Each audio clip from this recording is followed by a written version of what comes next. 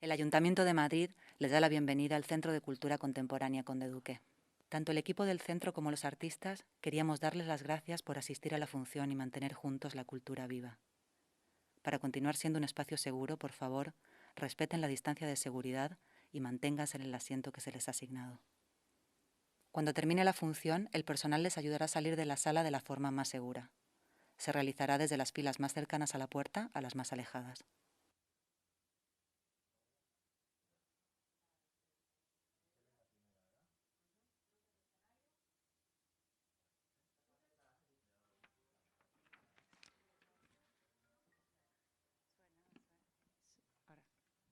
Ahora sí. Es que sonaba un móvil. Bueno, buenas tardes. Es un placer tenerlos aquí. Es una alegría ver esta sala nuevamente llena. Así que muchas gracias por haber venido. Mi nombre es Giselle Echeverri y soy la comisaria del área de pensamiento de este centro cultural que apuesta por un espacio en el que pensar en voz alta para interpelarlos en el diálogo. Con esta conversación sobre todas las madres, llegamos a la mitad de nuestra temporada, que comenzó en octubre de 2020 y que culmina en junio de este año y que, por supuesto, volverá después del verano renovada con más y nuevas propuestas. Hemos hablado sobre la vigilancia, hemos explorado formas de escapar del mundo, hemos tratado de vislumbrar los nuevos comienzos, hemos examinado cómo nos relacionamos con nuestro entorno, con la naturaleza. En los meses de mayo y junio abordaremos asuntos como el tiempo, sobre si necesitamos detener el tiempo para liberarnos de su tiranía, la intimidad, sobre cómo se vive y se construye de forma individual y colectiva en un mundo de distancias y de máscaras. En torno al día más largo del año, los convocaremos al 4º Festival de Filosofía que organizamos junto a la Universidad Complutense de Madrid y que en esa edición lleva por título Embaucadores contra Perplejos. Duelos de argumentos que no quieren más que poner de relevancia la posibilidad del diálogo ante toda controversia. Hoy nos preguntamos qué es una madre y cómo se vive la experiencia de serlo. Una conversación no exenta de cuestiones vinculadas con la ética, ya que vivimos en un momento histórico en el que se puede decidir de forma individual cómo vivir la maternidad. Además, es una oportunidad para comenzar a hablar de las muchas madres que hay detrás de la madre. Por ello, todas las madres, un diálogo que será presentado y moderado por la periodista y crítica literaria y escritora Michelle Roche Rodríguez. Antes del comienzo de la conversación, se proyectará la pieza del artista audiovisual Raquel Friera, quien ha centrado su trabajo desde hace más de 10 años en el tiempo como herramienta de control político. Esta pieza audiovisual que veremos, titulado 4 minutos 33 segundos, es una versión de la pieza musical del mismo nombre del compositor norteamericano John Cage, compuesta íntegramente de silencio. En la versión que realiza Raquel Friera, muestra lo que sucede cuando una madre interpreta una pieza musical compuesta íntegramente de silencio. Como su nombre indica, el vídeo tiene una duración de 4 minutos 33 segundos. Muchas gracias a todos los compañeros de Conde Duque por su buen hacer. Bienvenidos, espero que nuestras propuestas los inviten a venir una vez más, ya que estos diálogos no son más que una manera de celebrar nuestra vida en común. Gracias.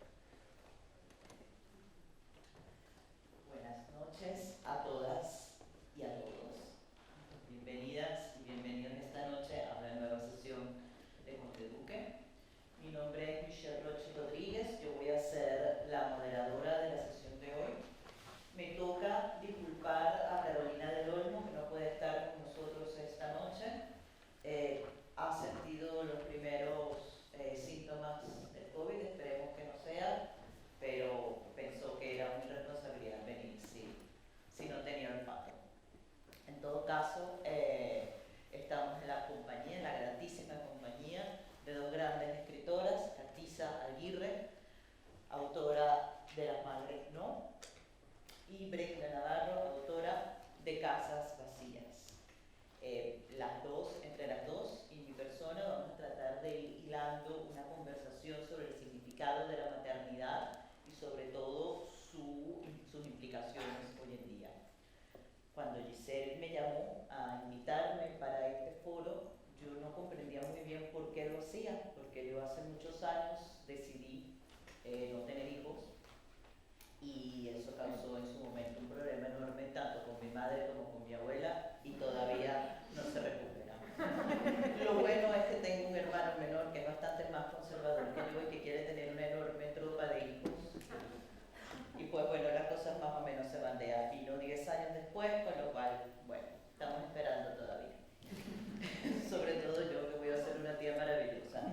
Excepto por los lloriqueos de los niños que me ponen muy nerviosa, con lo cual estoy especialmente agradecida a Giselle por haber escogido el video de Raquel Friera el día de hoy.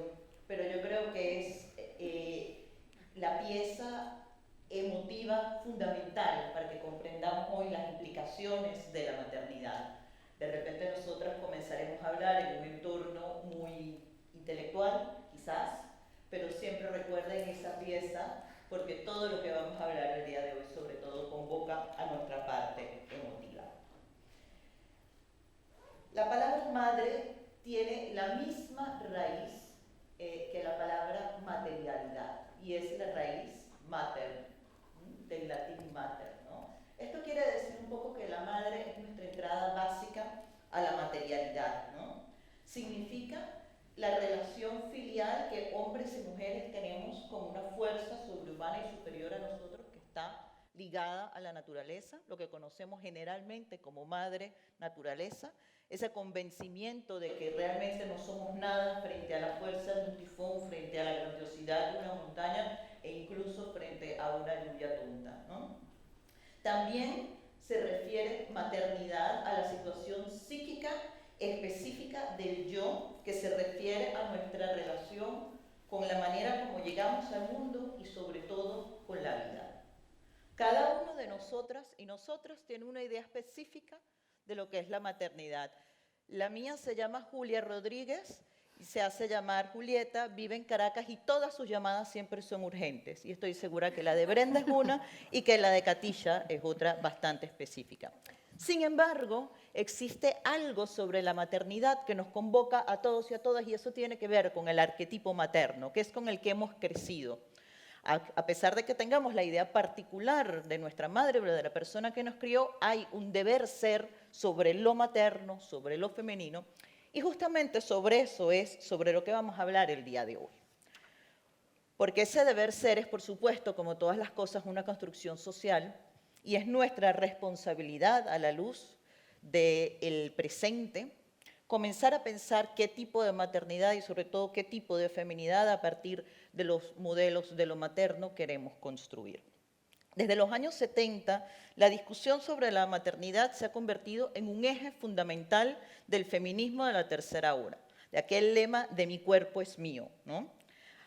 A la discusión sobre la esclavitud, sobre la prostitución, siempre se añade como esa tercera pata que es la discusión sobre el aborto y ¡pum! Ahí es cuando todo explota, porque desde los más hasta los menos conservadores siempre tienen algo que decir al respecto. Siempre tienen algo que decir al respecto. Ahora, lo importante es preguntarnos por qué, ¿no? ¿Por qué los derechos sexuales que desde los años 70 estamos discutiendo siempre se consiguen con una piedra en el zapato, con una piedra en el camino? ¿Por qué convoca nuestra emocionalidad? ¿Por qué el llanto de ese niño cuando no nace es tan incómodo como el llanto del niño cuando ha nacido, ¿no?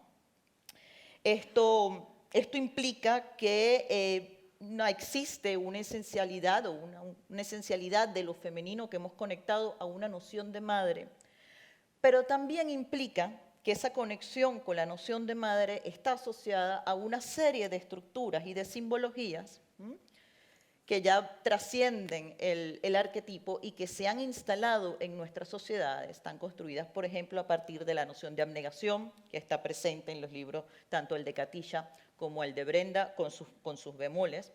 También tiene que ver con la manera como vemos tanto el embarazo como el parto, como la posición política y social que se le da a la crianza y a la madre, que también lo vamos a discutir hoy, lo que llamaría un poco el eje político del asunto, ¿no?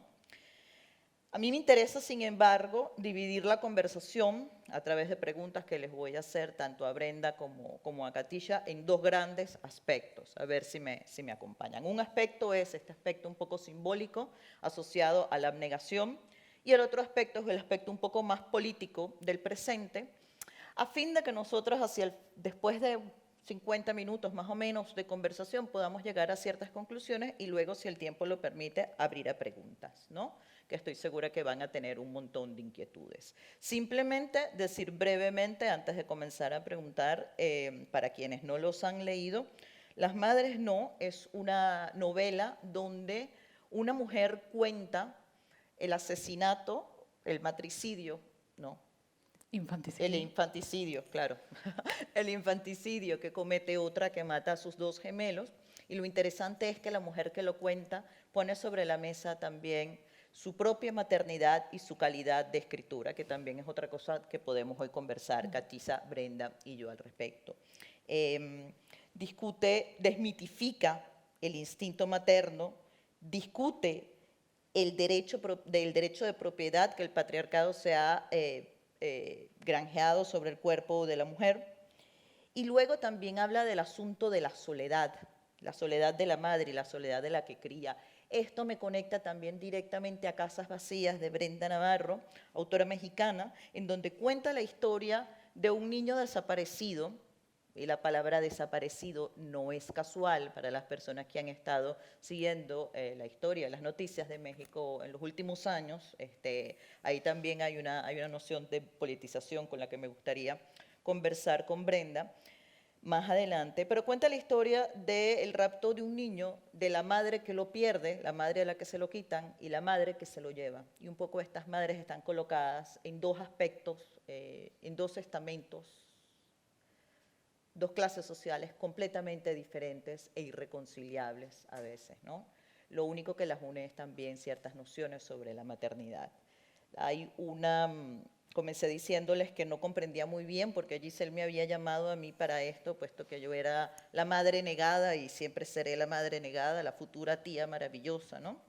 Pero tiene que ver quizás con un libro que publiqué hace varios años que se llama Madre mía, que estás en el mito, en el cual trabajo un poco la noción de la diosa madre, pero en la Virgen María, y cómo eso sigue creando modelos de mujer que siguen vigentes hasta este momento y han determinado un modelo de mujer específico para la cultura hispanoamericana, iberoamericana, diría yo, aunque la reconozco mucho más fácil en mis vecinos, ¿no? Ya me escuchan el acento, ya he dicho, soy venezolana, lo reconozco perfectamente este modelo de mujer en el libro de Brenda, y hay algunos bosquejos en el libro de Katisha. Me refiero a un modelo de mujer que se llama marianismo y que evidentemente, como ya he dicho, se basa en la visión, en la Virgen María, esa mujer que no solamente es madre del Dios patriarcal, sino que también actúa como su hermana o como su esposa en muchos aspectos, ¿no? Ella, junto a Cristo, evidentemente no es algo que está aceptado por la teología, pero la díada que ellos dos conforman son ciertamente el centro de la religión occidental, son la pareja fundamental de la teología y de la mitología de nuestra historia como tal. Digo esto porque este marianismo lo que crea es una visión, ¿no?, de las mujeres apegada completamente a la abnegación, y donde las mujeres tienden a comportarse como si fuesen no solamente madres de sus hijos, sino madres de todos los hombres de su círculo cercano. Siempre son madres, esposas y hermanas. Y es la contraparte al machismo, evidentemente, que tiene la particularidad de la celebración de la mujer, ¿no? No es precisamente el ángel del hogar, que ya denunciaba Virginia Woolf en la época victoriana, sino tiene esa característica católica, profundamente católica de nuestras sociedades, en donde, digamos, se espiritualiza completamente el concepto de mujer y se le aleja de todo lo que son sus sentimientos y sobre todo sus emociones y todo lo que tiene que ver con la corporalidad, ¿no? Dicho esto, ya yo creo que esta introducción está muy larga, creo que es el momento de que hablen Katisha y Brenda, y yo comenzaría colocando sobre la mesa la noción de abnegación, ¿no? Y la manera como todo discurso materno está anclado a una noción de abnegación y cómo ustedes me propondrían una alternativa dentro del mismo discurso materno para separar un poco la noción de abnegación para que no sea una losa encima de la madre. Si quieres, comienza tú, Katisha, a ver qué te parece. Muy bien. Buenas tardes a todas y a todos y gracias por la invitación. Un gusto estar aquí, un gusto escuchar los lloros al principio y un gusto escuchar también tu introducción. Gracias por ella, muy interesante. Muchas cosas sobre las que pensar y no sé cómo agarrar el hilo y seguir tan brillantemente como tú. La abnegación, desde luego, que está ligado todavía hoy en día al concepto de madre y es una de las cosas en las que se basa el patriarcado, además. No solo en obligarte a ser abnegada, a entregarte enteramente a tus hijos, sino además hacerlo porque te lo pide el cuerpo, ¿no? Creo que esta es la gran trampa, ¿no? Lo que esconde ese concepto del instinto maternal que te hace escuchar esos lloros y querer levantarte y agarrar a... Bueno, esos lloros están diseñados para eso, también hay que decirlo. Están diseñados para que tú te levantes y agarres a ese bebé y lo calmes. Es una cuestión biológica innegable ahí, ¿no?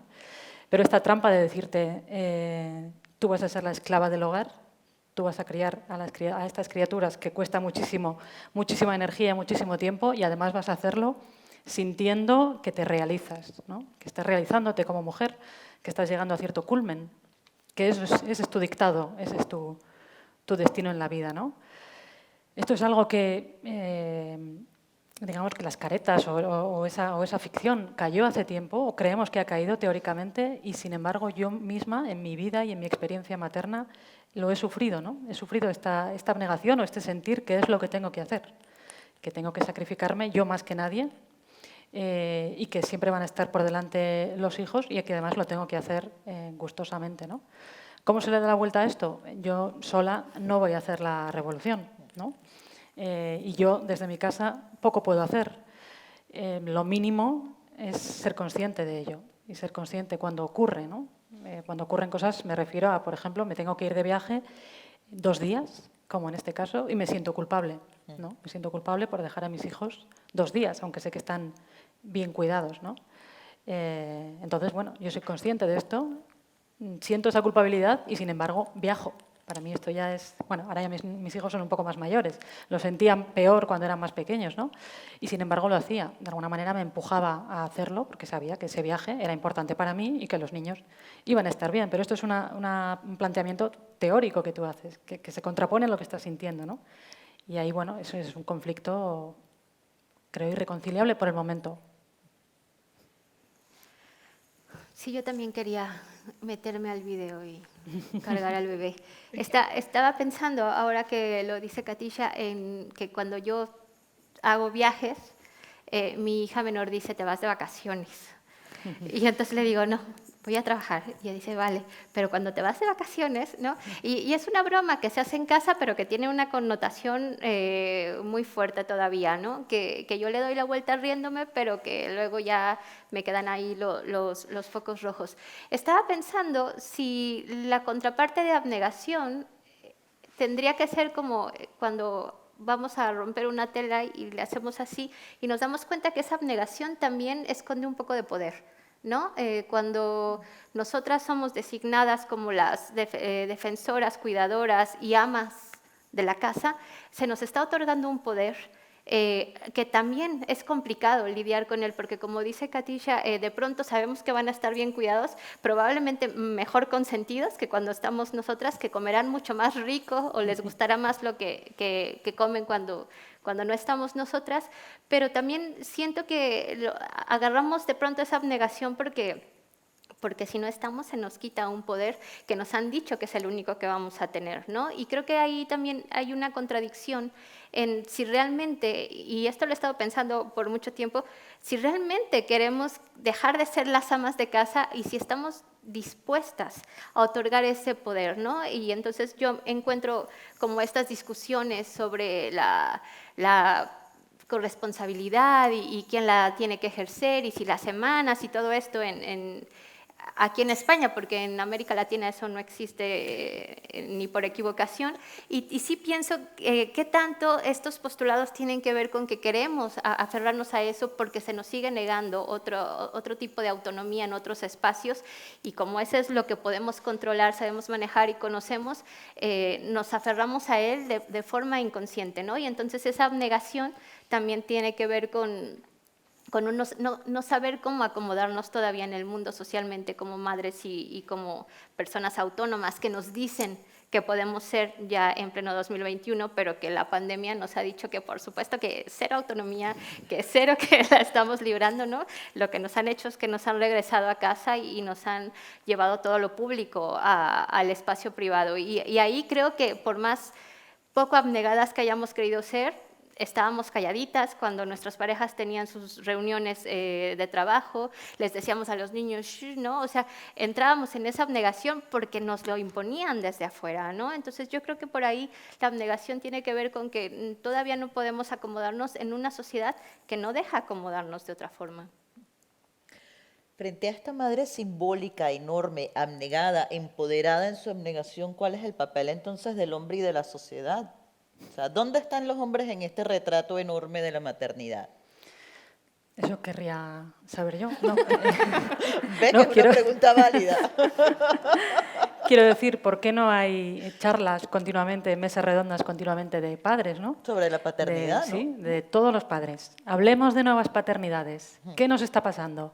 Creo que es mucho más necesario ese tipo de encuentros y ese tipo de reflexiones que estos nuestros que lo llevamos ya trabajado. Nosotras ya hemos hecho nuestro trabajo, ¿no? Nosotras podemos llegar hasta cierto punto. Si la otra parte de la sociedad no hace su camino, nos vamos a quedar a medias. Entonces, bueno, yo invito aquí, quizá haya alguien a quien le interese empezar a organizar un ciclo, una temporada completa sobre el tema. No, además, yo luego lo hablo con hombres y en la intimidad te reconocen que me gustaría los hombres entre ellos yo creo que no hablan de, a no ser que lo hagan muy, muy en secreto, yo creo que no hablan de sus paternidades, de lo que están sintiendo, porque, a ver, hay una generación de hombres que han crecido con un padre que era el típico padre que trabajaba todo el día, que llegaba a casa, que nunca jugó con ellos, que lo veían como una figura autoritaria, lejana, fría, y se están viendo en un mundo en el que ellos no pueden ser así, ¿no? Es decir, que ha habido un corte, un salto, y a muchos hombres se han quedado con el culo al aire, perdón por la expresión, pero creo que hay un problema ahí. Yo voy a volver a ese salto, pero me interesa la opinión de Brenda, sobre todo Brenda, porque has dicho que en América Latina no tenemos estas discusiones. Es cierto, yo estoy contigo en eso como venezolana, pero la discusión no debería comenzar entonces en América Latina tanto como en España también por el papel del padre. Bueno, es que eso es lo que me pasa a mí cuando hablo con colegas y compañeras. Que el problema es que siempre terminamos hablando de los hombres, ¿no? Así como, vamos a hablar de la paternidad. No, que se pongan a hablar ellos, como bien dice Katisha, porque sí que les hace falta. Sí, lo que pasa es que en América Latina, además, hay una figura del padre ausente. No solo como lo dice Katisha, que también pasa, ¿no? En las clases medias, clases altas, se van a trabajar, pero en América Latina también están estos hombres que, como comentaba hace rato con la revista Popper, embarazan a las chicas, adolescentes muy jóvenes, porque quieren ejercer su sexualidad, porque están en la etapa en la que lo necesitan aprender, y castigan el deseo sexual. En América Latina dejan a las mujeres adolescentes embarazadas y luego se convierten irremediablemente en madres solteras, porque qué pareja de 16 años va a durar toda la vida, y ellos se pueden ir y a ellos no se les penaliza, ¿no? Ellas son las que se quedan con los hijos, ellas son las que quedan pobres, ellas son las que tienen, además se les el estigma social de haber sido madres solteras, de no haber, ¿cómo se dice? De no ser buenas mujeres ante Dios y todas estas cosas, por no haberse casado de blanco, etcétera. Eso todavía existe allá. Pero a mí, digamos, de esto que digo, que además es una pandemia de mujeres así, creo que tiene que ver también porque como no hay estados de bienestar entendidos como se entienden en Europa, las mujeres siempre hemos tenido redes que nos apoyamos. Es decir, cuando aquí en España estamos hablando de cómo le vamos a hacer para integrar a la sociedad, en América Latina ya la sociedad está integrada, la sociedad de mujeres ya está integrada porque está cuidando a los hijos de las hijas. Y voy a cerrar con un poco más político para regresar a esto.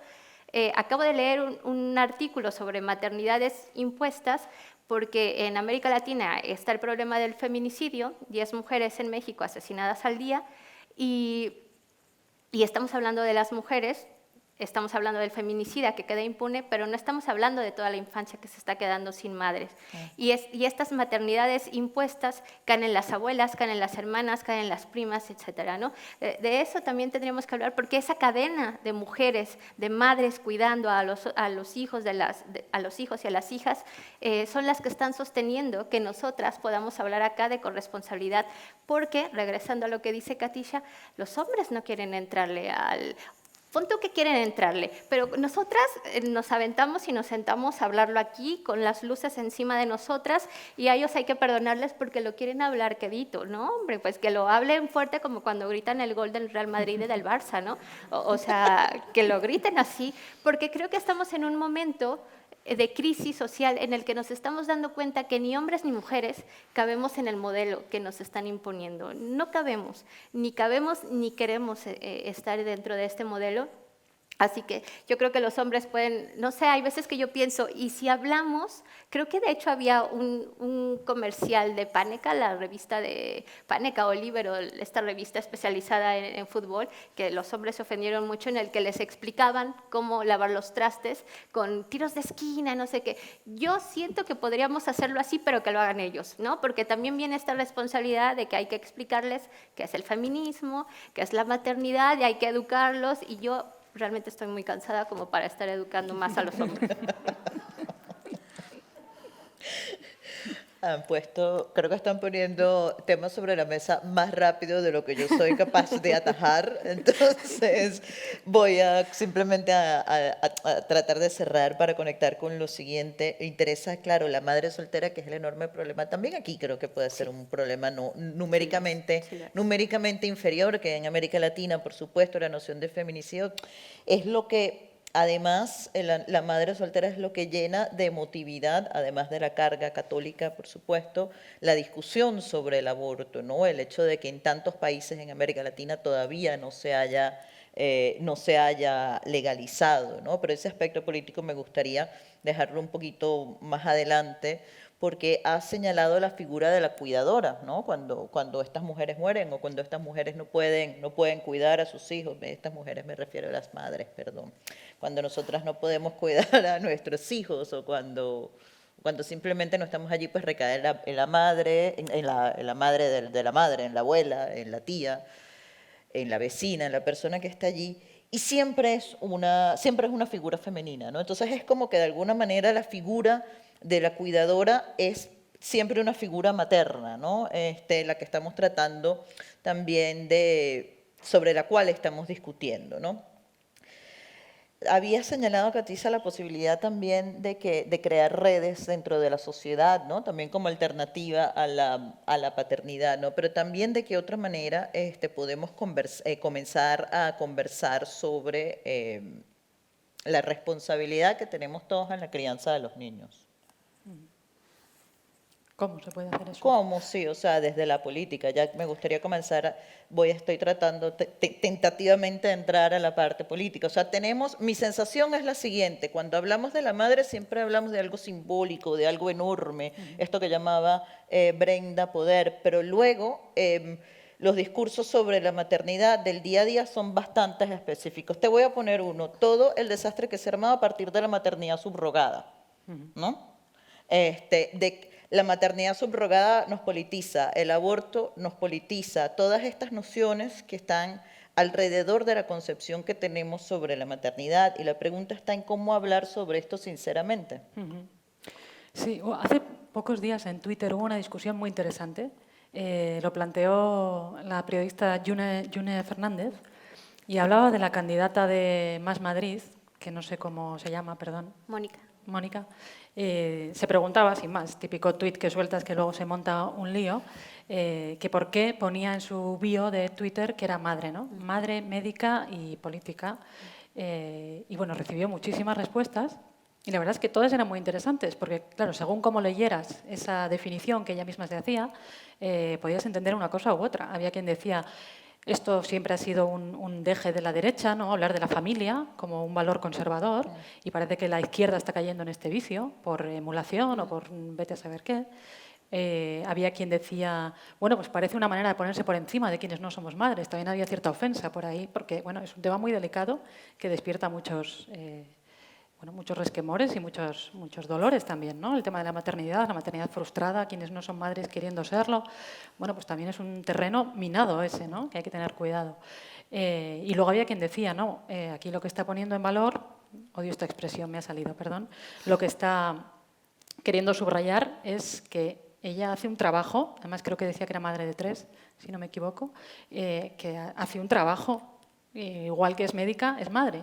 Y eso le lleva muchísimo tiempo, muchísima energía, y es una inversión de energía y de tiempo que ella hace y que la quiere poner sobre la mesa, ¿no? Entonces, bueno, creo que todas las respuestas podrían... Claro, no sabemos por qué lo ha hecho. Lo suyo sería que ella lo explicara para poder zanjar el debate. Pero bueno, el debate así abierto me pareció muy interesante, ¿no? Hasta dónde puede dar una simple definición, autodefinición como madre y cómo se puede convertir en un lugar o en una palabra donde cada cual vuelca sus pensamientos, incluso sus obsesiones, ¿no? Y no sé si te he respondido realmente. Más o menos, a ver si tengo más suerte con No, Brenda. creo que quería decir, ya sé por qué he dicho esto. Creo que quería decir que uno de los problemas con la maternidad es que no se ha hablado de ello, ¿no? Que se ha considerado un tema doméstico. Y que lo que se ha hablado era el mito, era el cliché, era el decir, sí, no, todo bien, estoy feliz, qué bonitos mis niños, ¿no? Más abajo de ahí se ha hablado quizá muy en la intimidad, pero nunca en la esfera pública, ¿no? Y bueno, pues uno de los pasos sí puede ser este, que creo que es lo que estamos haciendo, de hecho, estando aquí, por ejemplo, ¿no? Traerlo a colación, hablarlo desde un punto de vista tan intelectual como seamos capaces, y abrir, ¿no? Ese espacio cerrado, opaco, que huele a cerrado y que necesita ventilarse. Repíteme la pregunta para que tenga suerte. No, bueno, hablar un poco de la politización de la maternidad, ¿no? O sea, en efecto, es una decisión íntima, está dentro de nuestra familia, y sin embargo, es materia de política, y el ejemplo que ponía era no solamente lo del aborto, sino de lo de la maternidad subrogada, que se ha puesto aquí en España de moda en los últimos 3 años, ¿no? Y ojalá fuera moda y no realidad. Pues te voy a quedar mal, Michelle, porque creo que te voy a responder con otra cosa, pero que creo que es importante también para seguir el hilo de Katisha. Sí, por supuesto que las maternidades son políticas, ¿no? O sea, que eso quede súper claro, y tan claro está que yo estoy sorprendida de tanta gente que hay hoy aquí, y generalmente cuando hay tema de maternidad hay muchas voces que quieren hablar. Y yo estaba pensando otra vez, porque además acababa de tener una conversación maravillosa con Alfonso de Revista Popper, y te voy a responder lo que pensé cuando la estabas reformulando la pregunta. Estaba pensando si no es también momento de empezar a pensar en abolir maternidad y paternidad, ¿no?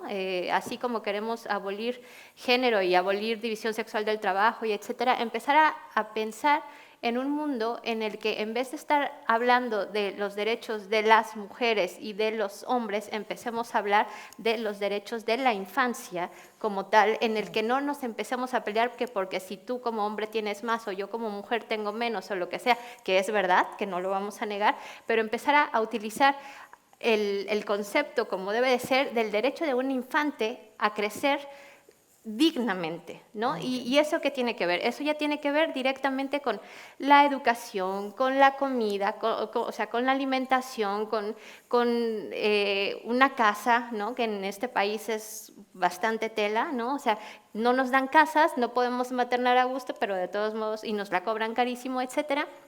Entonces, yo creo que mi propuesta, así como Mónica, Pepe, Zoe, los que quieran escucharme, es vamos a dejar de hablar de madres y de padres y vamos a hablar de infancia y vamos a pensar en que además todas las personas queremos cuidar de una o de otra forma, ¿no? Eso es lo que nos define como Homo sapiens. Es que he estado leyendo mucho sobre neandertales, Homo sapiens, que eso es lo que nos define. Mira, sí.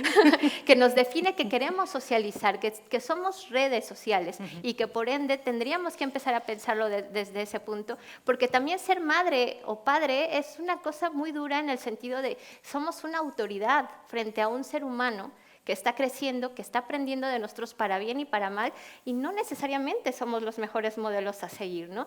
Entonces, yo creo que cuando se abre, se socialice, en un sentido no solamente como de estado de bienestar, sino de realmente pensar que no tiene por qué haber esa autoridad de padre y de madre, a lo mejor podría haber una sociedad distinta.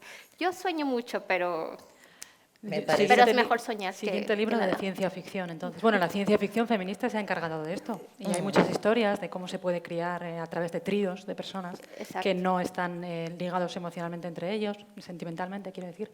Pero bueno, hay un libro que, si no lo conoces, sobre esto que has dicho, que te lo prestaré, se llama Full Surrogacy Now y habla de la abolición de la familia y de cómo la subrogación, no entendida como algo mercantil en el que tú pagas, sino simplemente desligar la maternidad y la paternidad de quien gesta y pare, ¿no? Como algo que, bueno, pues quien quiera parir, que para, y quien quiera cuidar, que cuide. Realmente este libro no da ningún ejemplo práctico de esto, cómo puede llegar a suceder. Esa es mi siguiente pregunta. Pero bueno, como idea provocadora, claro. Y al hilo de lo que a ti también se te ha ocurrido, pues creo que está bien.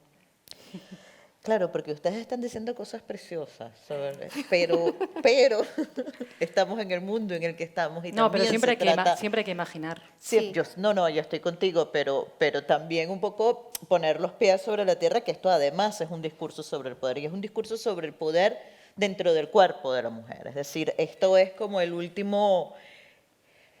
la última frontera del feminismo hasta que no se nos ocurra una más, ¿no? O sea, mi cuerpo es mío. Vale, tu cuerpo es tuyo, pero es que también es de toda la sociedad y eso es lo que pone sobre la mesa la maternidad, ¿no? Entonces, de repente, comenzar a pensar a la maternidad fuera de la política, o sea, cómo hacerla verdaderamente íntima y, a la vez, crear estas redes sociales, sería la pregunta que yo pondría ahora sobre la mesa. Pero es que yo no quiero que mi maternidad vuelva a regresar a mi espacio privado, okay. ¿no? O sea, yo no quiero volver a esta idea que tuvieron mi madre y probablemente la generación de mi madre y mis abuelas, de me lo tengo que callar y tengo que hacer lo mejor posible con las herramientas que tenían, porque también eso es una cosa que a mí me parece muy cruel de la sociedad, ¿no? O sea, es que tú te embarazas y además te cuentan que va a ser maravilloso y en el Corte Inglés te ponen las cunas preciosas y todas estas cosas, y de pronto cuando nace el niño, que es un niño único o una niña única en el mundo, no hay nadie igual a ese ser humano, tu maternidad va a ser igual de única que va a ser ese niño. Y te vas a equivocar todo el tiempo, es que te equivocas todo el tiempo, ¿no? Y yo he escuchado todavía a personas de nuestra edad que le siguen reclamando cosas a la madre y a mí me parece como que es un poco complicado seguir haciéndote responsable como madre de lo que tú te has equivocado hace ya 30, 40 años. Es como, a ver, por favor, responsabilicémonos también de lo que pasa y dejemos de creer que la maternidad es la madre de todos los males, porque es una cosa muy dura y yo justamente creo que hablar de eso, digamos, públicamente y conversarlo como si fuera la cosa más natural, nos equivocamos, ¿no? A ver, las madres nos equivocamos. A ver, nos vamos a portar mal. A ver, probablemente nos vamos a odiar, especialmente en la adolescencia. Seguro que nos vamos a odiar mutuamente, ¿no? Esto no solamente es de ti hacia mí, sino de mí hacia ti.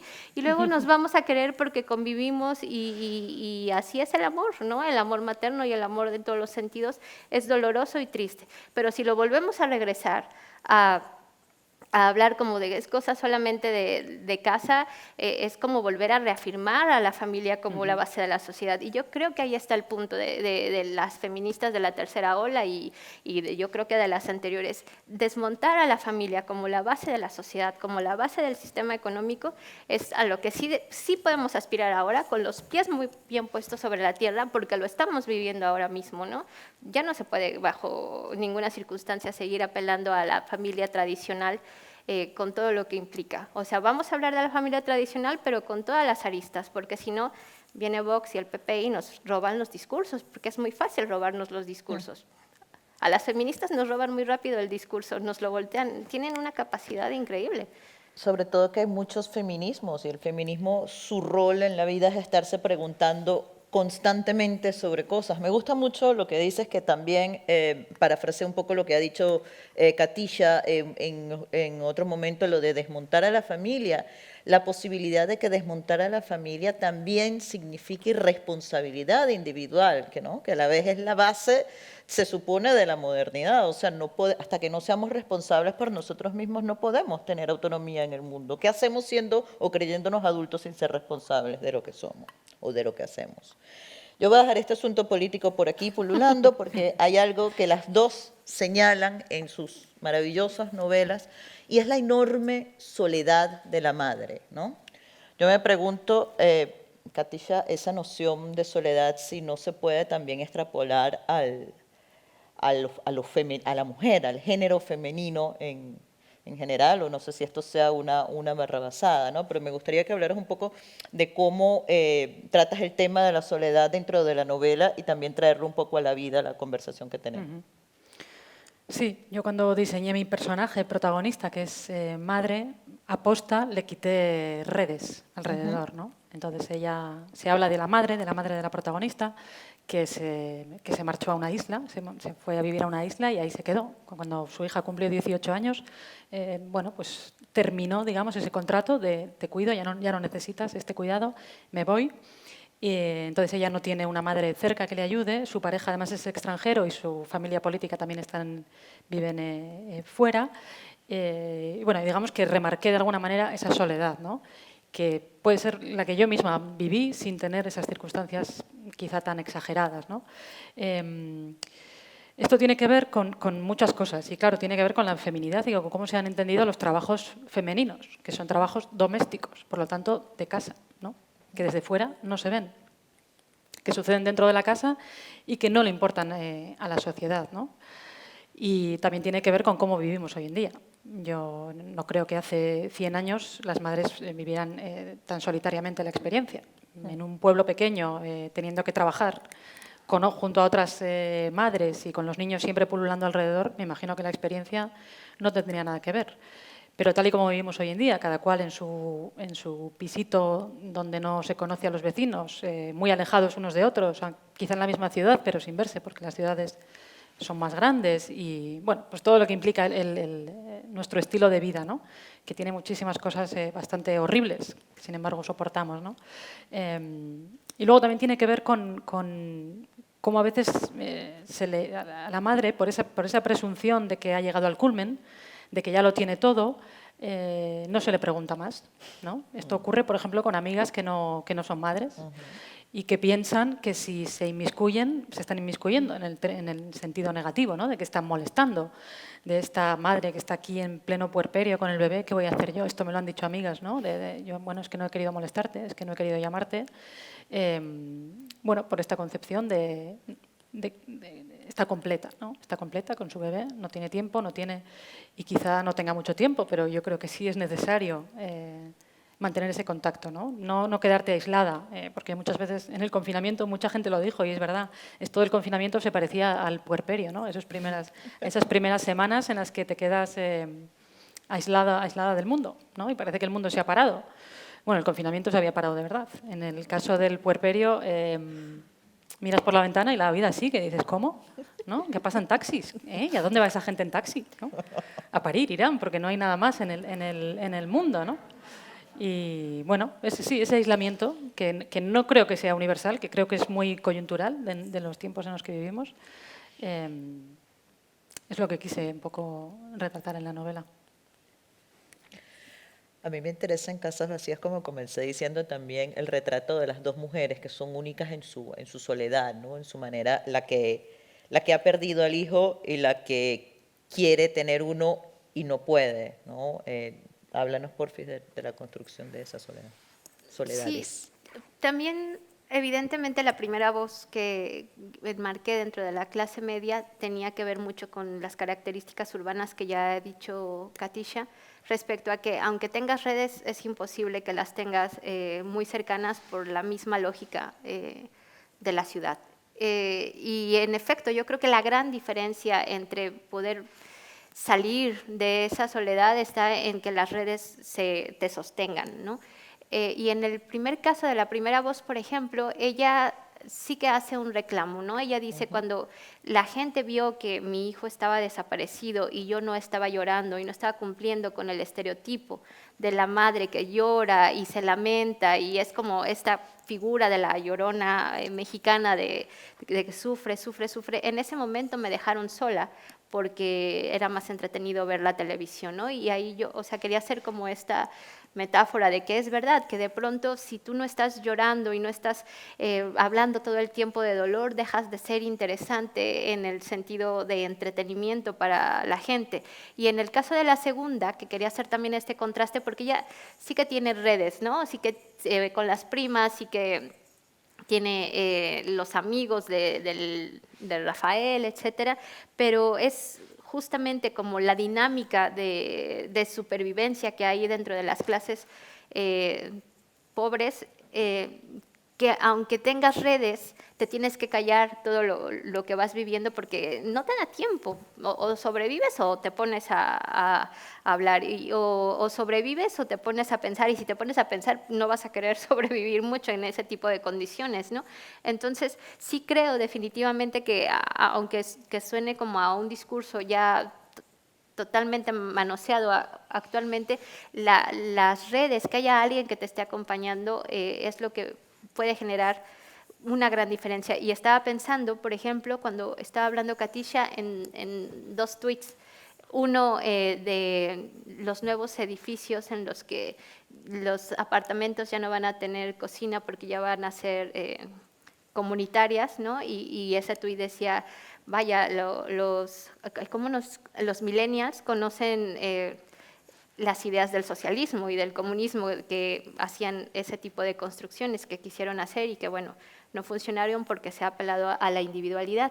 Y ya no me acuerdo por qué estoy diciendo esto, pero pensaba en eso. Dos tweets has mencionado. Exacto. Falta el otro. ¿Pero por qué era?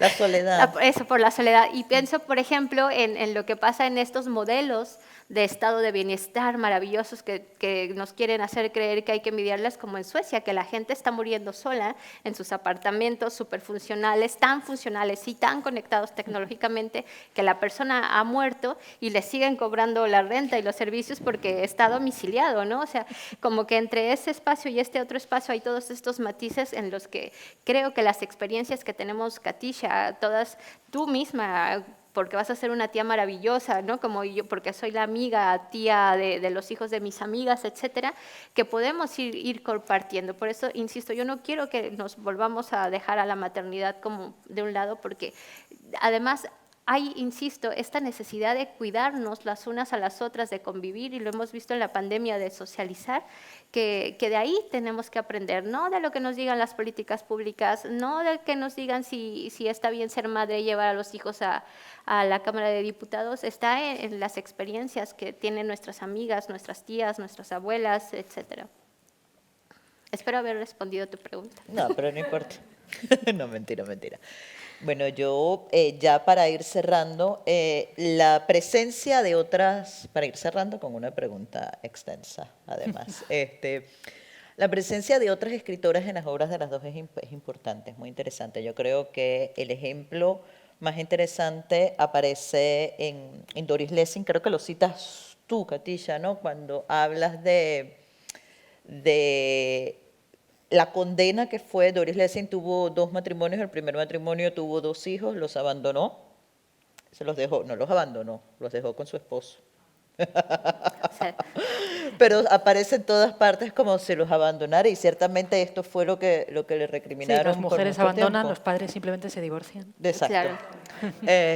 Pero ya cuando llegó el tercer hijo tuvo problemas toda la vida y ella lo estuvo cuidando. El hijo tuvo problemas toda la vida y creo que está vivo todavía. Y ella hasta el No, momento creo de que su muerte. murieron Sí, con casi a la poca vez. diferencia. Sí. Ah, bueno. Ella murió a los 93 años, o sea que pasó alrededor de 40 y pico de años ejerciendo de madre, ¿no? De una persona además enferma. A mí eso esa imagen me perturba mucho. Es un poco la imagen también que propone en un libro también sobre maternidad que escribe Guadalupe Nettel recientemente, que se llama La hija única, donde una niña nace con problemas, ¿no? Y también en una historia paralela habla de las posibles redes de cuidado, pero me desvié, perdón. Estaba hablando de Doris Lessing, que es una presencia interesante en tu libro también. Szymborska aparece. Sí, como se ¿Lo pronuncié pronuncia. bien? Bueno, Ni idea. también está allí de presencia. Y digamos, traigo a estas dos madres literarias un poco para que me hablen de su propia experiencia como escritoras y madres, ¿no? ¿Qué entra de lo materno a la escritura y qué no? Esto simplemente los voy a dejar antes de darte la palabra, Katiza, con una imagen, por supuesto, de Virginia Woolf en un ensayo reciente que publica Rebecca Solnit, que se llama, es bastante evidente cuando lo vaya a recordar, La madre de todas las preguntas. Es un ensayo que acaba de salir en castellano hace poco y se refiere Rebecca Solnit a las charlas que ella ha tenido sobre Virginia Woolf, que siempre termina con gente preguntándole por qué Virginia Woolf no tuvo hijos, ¿no? Entonces, esa es la madre de todas las preguntas. Entonces, yo ahora les dejo a ustedes las palabras para que me hablen un poco de la relación entre escritura y maternidad. Sí, peliaguda la relación. Creo que Virginia Woolf no tuvo hijos porque su terapeuta le dijo que no los tuviera o algo así. Ay, ella no querría. O sea, Virginia Woolf, por favor.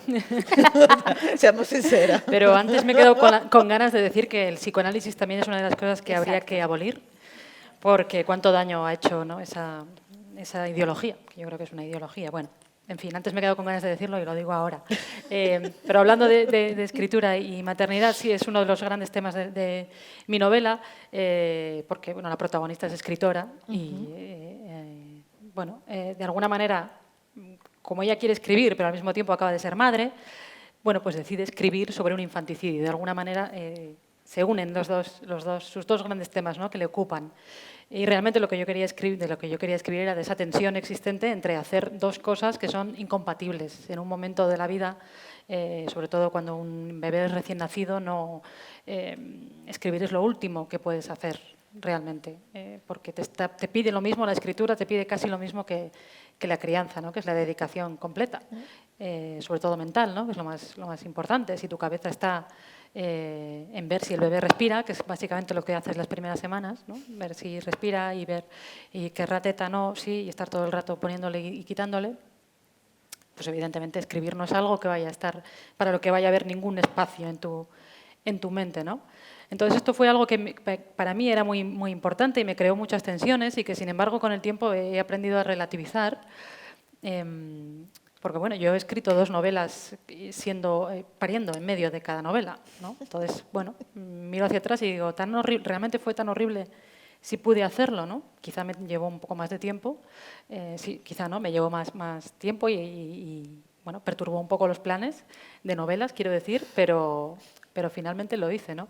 Y además otra cosa que me ha ayudado a relativizar todo esto es hablar con otras madres que sin ser escritoras pues también tenían otras inquietudes laborales o no, o de otro tipo, ¿no? Y para ellas también ha sido, bueno, pues motivo de tensión. Quiero decir con esto que he desmitificado un poco esa idea de, no, claro, es que la escritora tiene que estar en su torre de marfil y le va a molestar cualquier bebé. Esta es una idea muy masculina, ¿no?, realmente, y es lo que yo aspiro a no ser, ¿no? No caer en esa idea del genio, que no puede ser perturbado y que puede tener todos los hijos que quiera, pero no van a estar en su estudio, ¿no? Yo no aspiro a esto ya. Puede que tuviera mi fantasía de torre de marfil, de doble pestillo en la puerta, pero no, ya no. No, creo que como escritora también tengo que estar abierta a todo eso, ¿no? Y a esas perturbaciones, y también tengo que dejarlas entrar cuando no haya más remedio. Por supuesto que también buscaré, cuando sea posible, mis espacios solitarios para escribir, porque no hay otra, pero no encerrarme en esa torre, ni para mi familia ni para la sociedad tampoco, ¿no? Como escritores, como escritoras creo que tenemos siempre esa responsabilidad, o siempre existe esa tensión entre yo escribiendo mirándome al ombligo, que es necesario en algún momento, pero o yo escribiendo mirando alrededor, mirando a mi contexto, mirando a mi sociedad, ¿no? en la que estoy, en la que me inscribo y para la que escribo. Entonces, bueno, estoy ahora mismo en ese intento de reconciliación. Sí, a mí me gusta la palabra reconciliación porque aspiro a ella en muchos aspectos de la vida. Estaba pensando, por ejemplo, en Gloria Anzaldúa, que está empezando a hacer un boom aquí en España, y de cómo ella decía que no tenía que haber un cuarto propio, etc. Y yo creo que no hay que tener un cuarto propio, pero tampoco hay que romantizar que podemos hacer todo, porque entonces otra vez podemos hacer todo y otra vez todo recae sobre nosotras, y yo creo que ahí está el meollo del asunto. Yo creo que, bueno, yo el segundo borrador de Casas Vacías lo escribí cuando llevé a mi hija que tenía 4 meses, 2 horas a una estancia infantil, ¿no? Entonces, cuando iba, yo me ponía a escribir. Y cuando tienen tan poca edad, la verdad es que además de respirar, tenemos la mala suerte de que duermen mucho por el día, ¿no? Y digo mala suerte porque luego en la noche, si no son bebés maravillosos, pues se despiertan pues bastante.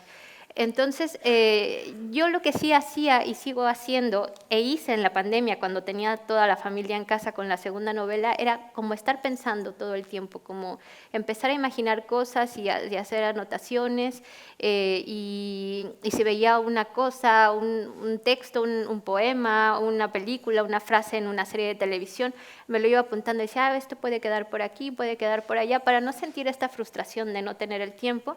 Y ya cuando había tiempo, lo anotaba, digamos, de una forma un poco ordenada, porque entendía que no iba a escribir, ¿no? O sea, que no iba a tener ese tiempo, y yo no quería frustrarme y no quería ligar el cuidar a mi hija o a mis hijas como contraponiendo a la escritura.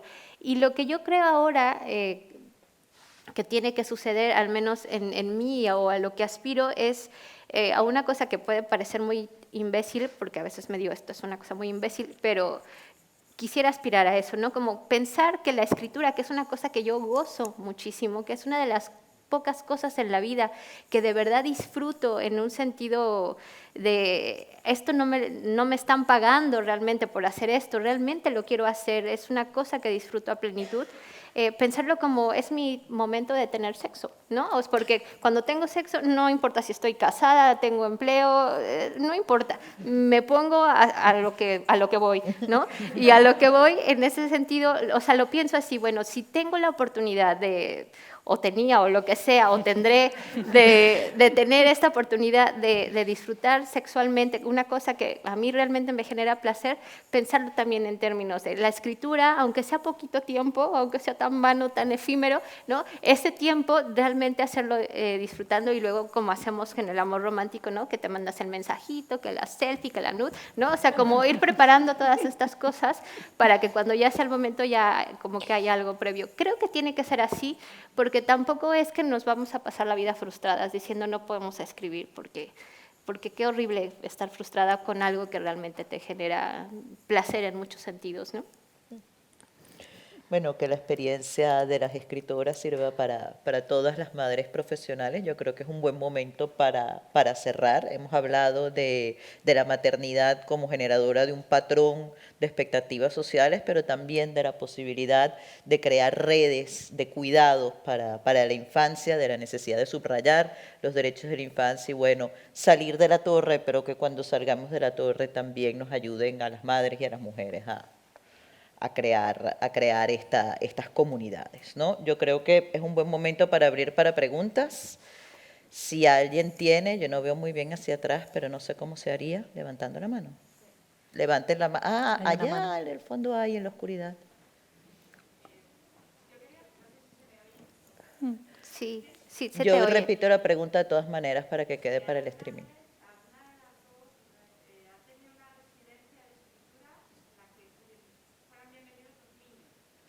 Pregunta si alguna de las dos escritoras ha tenido ha hecho alguna vez alguna residencia donde los niños sean bienvenidos. Yo he estado recientemente en una y fui sola, pero es un lugar donde podría llevarse a los niños, porque es un sitio también como de vacaciones, es una cosa híbrida. Y es curioso porque yo se lo planteé a otra gente, otros escritores que tienen hijos, de que podíamos hacer un plan en verano, ir todos allí una semana o dos y turnarnos para cuidar a los niños y que cada cual tuviera pues, por lo menos media jornada para escribir, ¿no? Y la respuesta de los hombres de este grupo al que yo se lo planteé fue que no, que ellos que si iban a una residencia era para estar solos y escribir, y que no les interesaba para nada esta cosa intermedia a la que yo aspiraba, como he explicado antes, ¿no? de reconciliar esos dos mundos. Así que, bueno, a ver, mi propuesta sigue sobre la mesa. Y si Brenda, por ejemplo, quiere hacerlo, yo, ya sabes, con Brenda yo al fin del mundo. Yo no he ido a ninguna residencia, pero sí sé que, por ejemplo, en Estados Unidos es una cosa más común. Es decir, me han pasado convocatorias de, mira, para ti que eres madre Sí. y te la puedes llevar. Específicamente para... Exactamente, sí. En Estados Unidos parece que es algo más común y yo creo que lucrativo, no en un sentido de que ellos siempre todo lo entienden de forma lucrativa y aquí como que, no estoy segura de que la respuesta sea lo lucrativo, pero aquí como que todavía no sabemos para dónde. Las residencias son las amigas, ¿no? O sea, es verdad que hay veces que te dicen, yo te cuido a la niña si realmente tienes esta urgencia de escribir y hay veces que sí, ¿no? Que se la das para que tú tengas tu residencia por un ratito. ¿Alguna otra pregunta? Aquí mismo, qué bueno. Ajá. Yo quería vuestra opinión, quizá era más para Carolina del Olmo, pero bueno, su libro sobre la tribu, ¿no? ¿Hasta qué punto creéis que nuevas formas de crianza, nuevas no, ahora que están de moda, tipo la liga de la leche, el colecho, bueno, pues toda esta visión de la maternidad, sería como ir hacia atrás en derechos conseguidos o no, o libertad total para cada madre de vivirlo como quiera? Hablando de politizar un poco la maternidad. ¿Hasta qué punto las nuevas formas de crianza es ir un poco hacia atrás? Ahora de moda, ¿no? Bueno, ahora ya... Sí, la crianza natural, crianza con apego. Ok. El pecho hasta los 2 años. Creo que es muy difícil responder bien, sin ofender a nadie, a esta pregunta. A ver, creo que... No. No, quiero articularlo bien, porque respondería muchas cosas y me podría contradecir. Todo está bien hasta cierto límite. Yo creo que en esto de la crianza natural, que yo me he acercado bastante a estas filosofías y me han parecido bien algunas cosas, también son reacción a cosas que venían de antes. Claramente lo de la lactancia materna, en mi generación se les daba biberón desde el principio y ha habido una reacción en contra de eso, otra vez volver a... pero que eso sea, que unamos eso a la esclavitud de la mujer automáticamente, tampoco creo que sea así. Es decir, la esclavitud de la mujer no viene porque tenga que dar el pecho. Dar el biberón también es igual, yo nunca lo he dado, pero es igual de aburrido puede ser, ¿no? Si no tienes a nadie que dé el biberón por ti, porque puede ser que estés dando el biberón y que no haya nadie más, ¿no? Quiero decir que el problema no es el pecho, no es cómo lo hagas, es cómo esté articulado todo a tu alrededor, para que puedas hacer eso de una manera más consciente, más libre, sí, y más porque quieras tú hacerlo y porque puedas. También está muy unido a una cuestión de clase. Ciertas clases sociales no pueden ni pensar en esas cosas que se plantean las madres de la crianza natural, ¿no? De no, yo voy a coger una excedencia 2 años mínimo. muy pocas trabajadoras pueden tomarse una excedencia 2 años para estar con sus hijos, igual querrían hacerlo, pero es que ni se lo pueden plantear, ¿no? Entonces, bueno, también hay cuestiones de clase que muchas veces se pasan por encima. Y bueno, y luego está ese aspecto un poco como de secta, ¿no? Digo secta en el sentido más integrista, ¿no? De que te dicen esto tiene que ser así, tiene que ser así, porque se da en ciertos ambientes de la Liga de la Leche y no sé qué, que es como, vamos a ver, ¿estamos para ayudarnos o estamos para culpabilizar muchísimo a madres en un momento muy, muy vulnerable, ¿no? Entonces, bueno, hay muchísimos matices que no tengo una respuesta clara de decirte esto me parece horrible o me parece bien. Si se hace bien, me parece bien. Si una madre lo hace conscientemente y en libertad, me parece estupendo. Y ya está. Sí, yo volvería a apelar un poco a lo que había dicho sobre pensar esto como en los derechos de la infancia, porque creo que cuando tú pones o antepones, digamos, el desarrollo del niño, que digamos que en los primeros meses es que se alimente y tenga una alimentación adecuada mediante la leche, no importa si sea materna o leche de biberón, o sea, si tú antepones eso, entonces ya permites la diversidad de opciones, ¿no? Y creo que a eso es a lo que deberíamos de aspirar como, a ver, aquí lo importante es que el niño crezca sano, ¿no? No importa si sea con leche materna, biberón o con lo que sea que después nos digan que va a ser. Yo recomendaría el libro de Beatriz Jimeno de lactancia materna, que me parece que es bastante esclarecedor en ese sentido, pero yo sí creo, aunado a lo que dice Katisha, que tiene mucho que ver con quién lo está anunciando y de qué forma lo está anunciando, porque vuelvo a los tweets, Dios mío, que no tiene que ver con maternidad, pero que creo que tiene mucho que ver con lo que preguntas. Que hay una chica que decía, ecologismo de clase media alta es jardinería si no te estás preguntando realmente qué es lo que sostiene el mundo, ¿no? Los jornaleros, como todas estas cosas. Y creo que yo pienso un poco en ese sentido. Bueno, maternidad es libre si no te estás preguntando quién está cuidando a tus hijos y quiénes están cuidando a los hijos de esa que te está cuidando a los hijos, pues es muy complicado. Entonces, o sea, que cada quien debe mamar y duerma con el niño, con lo que sea, pero que siempre sea pensando en que debe de haber un piso común que es, insisto, los derechos de los infantes. Bueno, ¿hay alguna otra pregunta? Ajá, aquí en el medio. Bueno, gracias por la conferencia, bueno, por la charla, ha sido genial. Yo me he sentido totalmente identificada con todo lo que habéis dicho. Y yo tengo una hija que tiene 11 años. Y mi pregunta es, dentro de 35 años, cuando ella tenga mi edad, ¿seguirá escuchando a otras escritoras ahí o habrá cambiado el discurso? Bueno, eso que lo responde a Brenda, que es la que está con lo de la ciencia ficción, ¿no?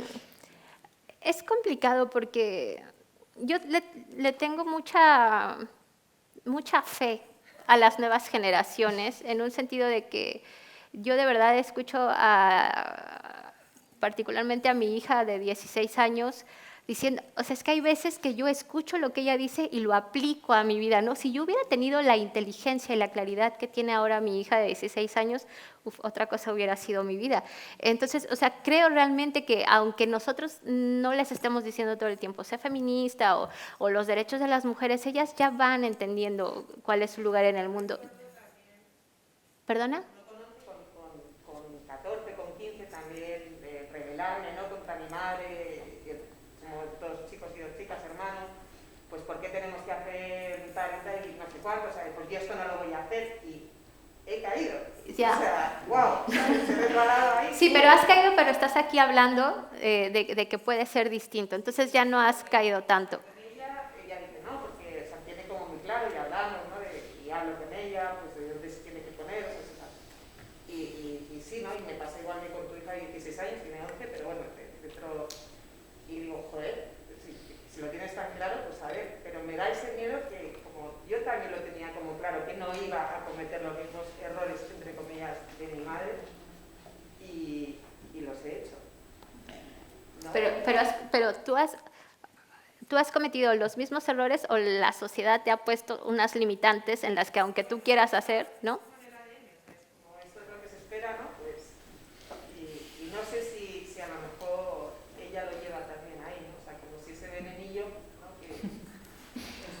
Sí, bueno, es que yo te iba a responder fatalistamente, o sea, yo le tengo mucha fe a las nuevas generaciones, pero yo ahora me pongo a pensar en que está escaseando el agua, ¿no? Que los trabajos cada vez son más precarios, que estamos trabajando gratis, entonces no sé si siquiera van a llegar a ese punto en el preguntarse lo que nos estamos preguntando nosotras, ¿no? Exactamente. Sí, o sea, les tengo fe, pero también sé que no viene fácil. A ver, de todas maneras, los procesos históricos, y a ver, la maternidad está en el centro de la sociedad, y es un proceso histórico cambiar la visión de la maternidad que tenemos. O sea, Adrienne Rich publica un libro en 1976 que se llama Nacemos de mujer, y estamos discutiendo en esta mesa algo que, digamos, los mismos temas de algo que se publicó antes de que naciéramos, ¿entiendes?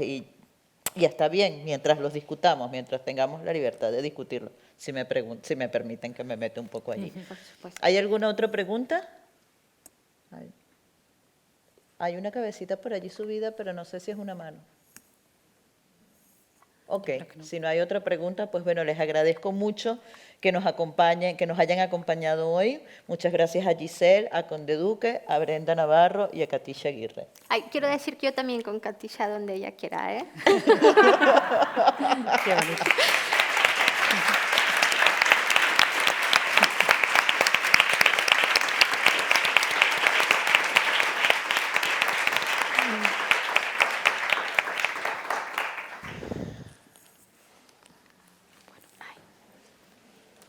Muchas gracias por su asistencia. El personal les ayudará a salir de la sala de la forma más segura. Se realizará desde las filas más cercanas a la puerta a las más alejadas. Esperamos recibirles de nuevo muy pronto.